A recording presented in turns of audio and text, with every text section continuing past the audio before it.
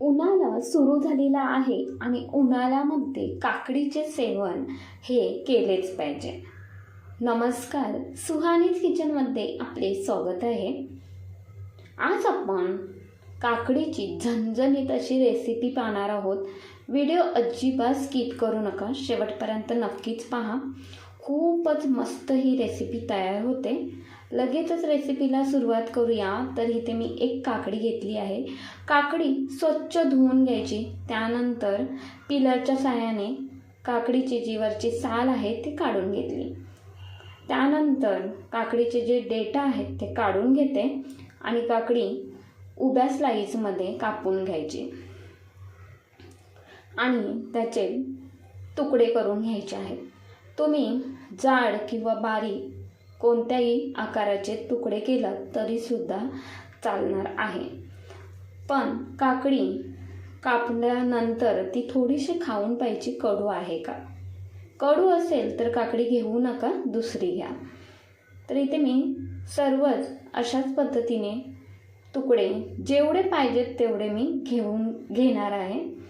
तर छान असे तुकडे करून घेतले. त्यानंतर मिक्सरच्या भांड्यामध्ये 3 ते 4 लसूणच्या पाकळ्या, 2 हिरवी मिरचीचे प्रमाण तुम्ही कमी जास्त करू शकता.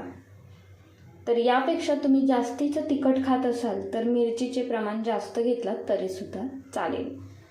पाववाटीवर शेंगदाणे भाजून घेतले आणि ते यामध्ये घालून घेतले.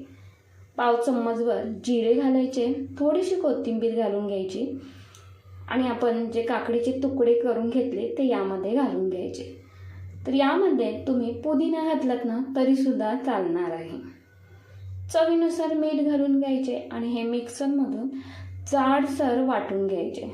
तुमच्याकडे जर चॉपर असेल ना तर त्यामध्ये तर तुम्ही हे वाटलात ना तरीसुद्धा चालणार आहे.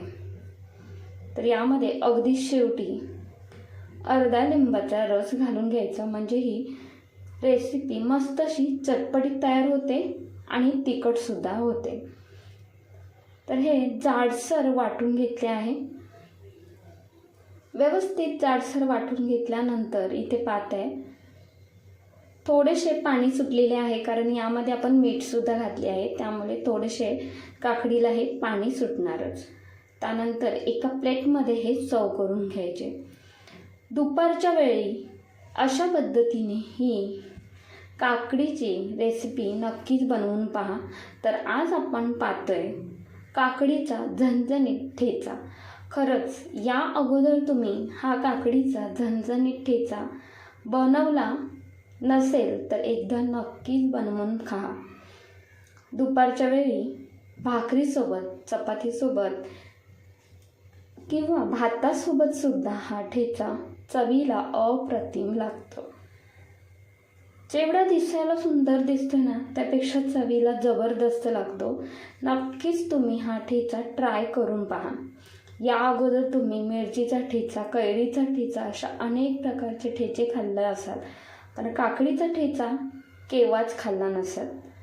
तर एकदा नक्कीच अशा पद्धतीने हा काकडीचा ठेचा बनवून पहा आणि मला कमेंट्समध्ये नक्कीच कळवा. तर तुम्हाला ही रेसिपी कशी वाटली ते मला कमेंट्समध्ये नक्कीच कळवा. थोडी जरी आवडली असेल ना तर एक लाईक, शेअर, हाईप तसेच सुहानीज किचनला सबस्क्राईब करायला विसरू नका. धन्यवाद.